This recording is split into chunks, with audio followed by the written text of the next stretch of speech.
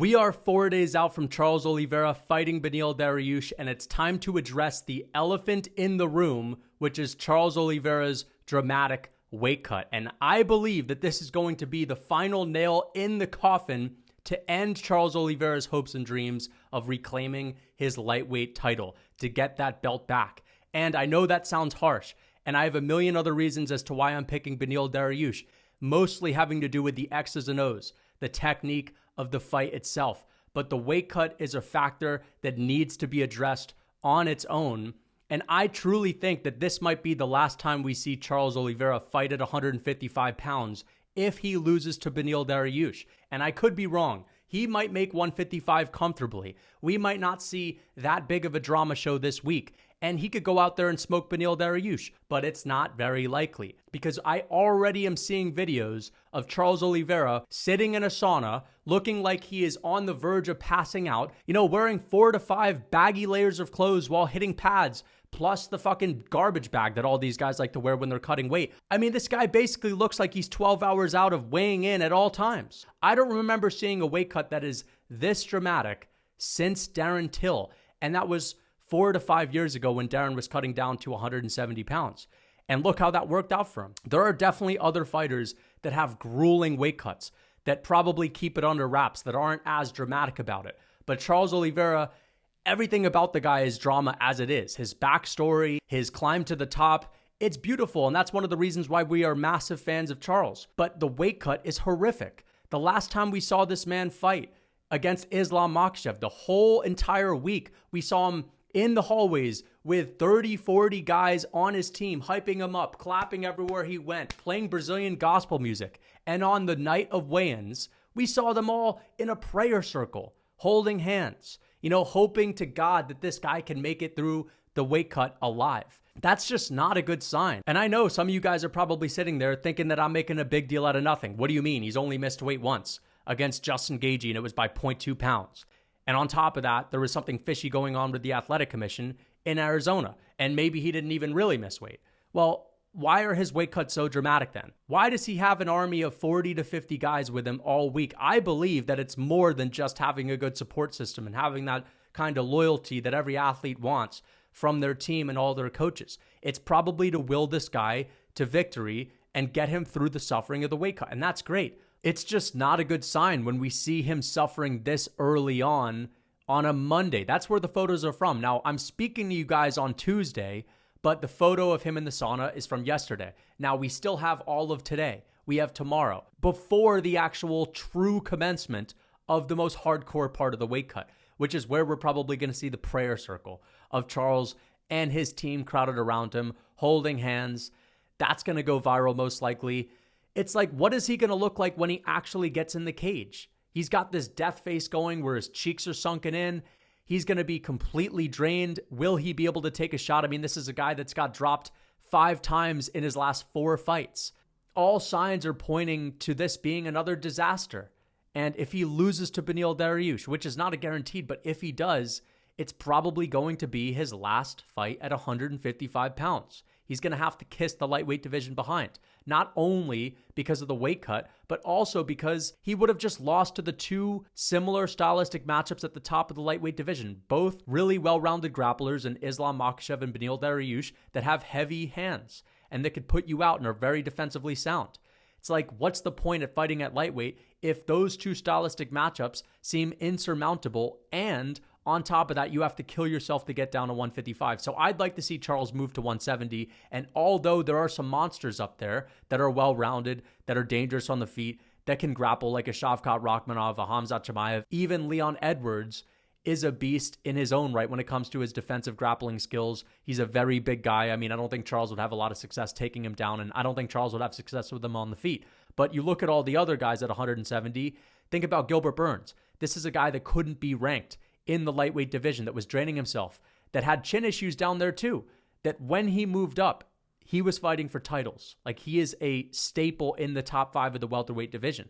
If Charles moves up, I don't think he's going to become a champion because Leon Edwards is just so tough to beat on the feet. And you have a guy like Shavkat Rakhmonov and Khamzat Chimaev, but these other guys like Colby Covington, I mean, what's Colby going to do to Charles Oliveira? Sure, He's got really good pace, but when it comes to the striking, it's not even close. The speed is off the charts for Charles Oliveira in comparison to some of these welterweights.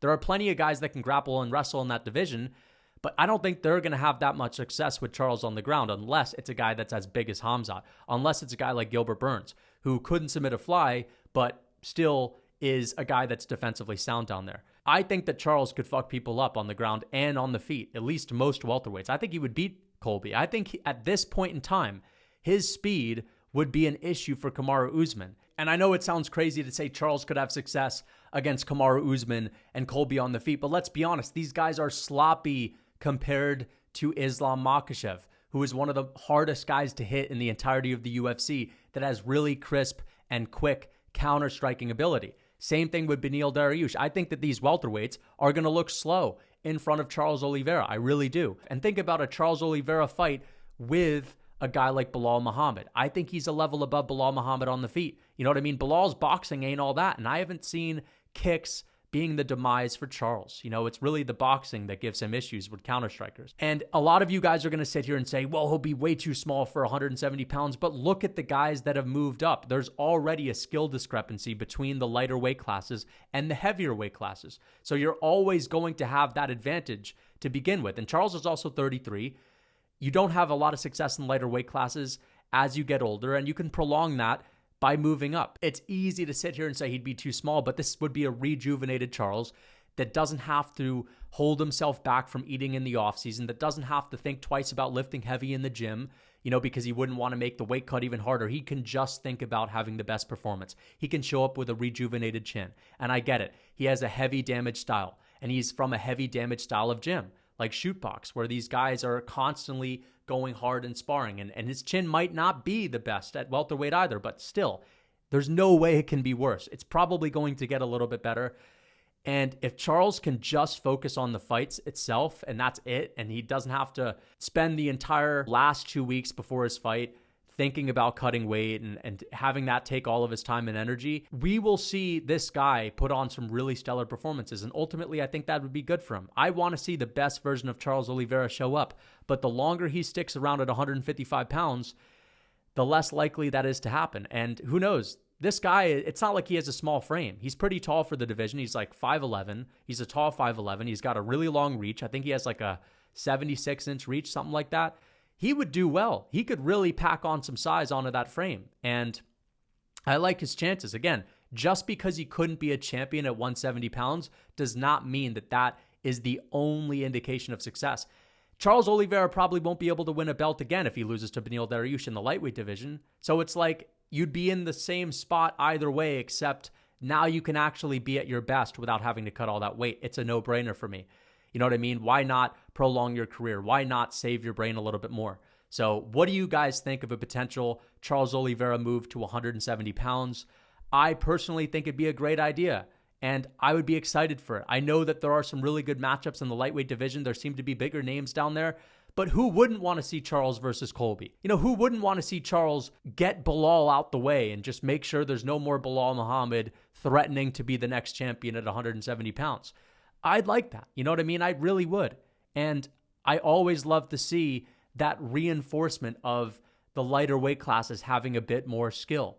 It's just something that we always see, and I think we'd get the same thing if he moved up, to be honest. And he has a good style for it, too. It's not like he would get exposed by grapplers. Like, good luck beating this guy with your grappling. It's just not really going to work. And I think that Islam Makhachev, Charles, nullified that guy on the ground. And with this Beneil Dariush fight, I don't think Beneil Dariush is going to be able to have much success on the ground unless he rocks Charles first. So these welterweights, I think they'll be a cut below Charles when it comes to the actual ground game itself. Of course, there are a couple guys that are like monsters down there because of the size, the strength, and they can finish people too, but there aren't many of them. So hope you guys enjoyed the video.